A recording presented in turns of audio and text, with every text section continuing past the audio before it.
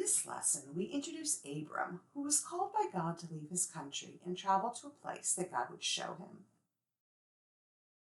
Students use 4 different colored pencils to underline repetitive words to showcase the promises of God as well as Abram's responsibilities.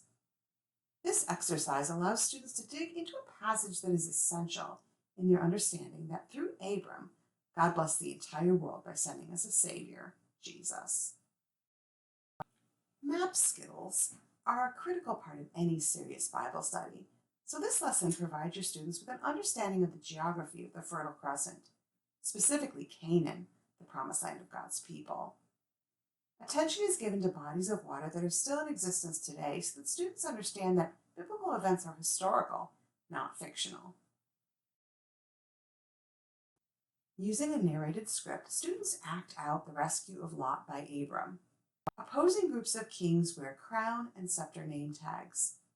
Simple props such as a black sheep, goods, coins, and the name tags are all that is needed for this interactive skit. After Abram rescued Lot, Melchizedek, king of Salem, brought bread and wine to the Valley of Kings, where Abram tithed to this mystery man. Hebrews 7 provides insight into Melchizedek as a type or foreshadowing of Christ.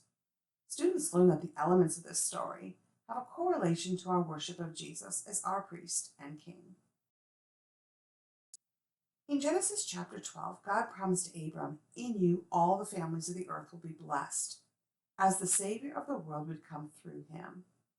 Abram saw it, believed it, and rejoiced in it. And so, while Jesus was Abram's blessing, he is just as much our blessing too. Jesus is our blessing.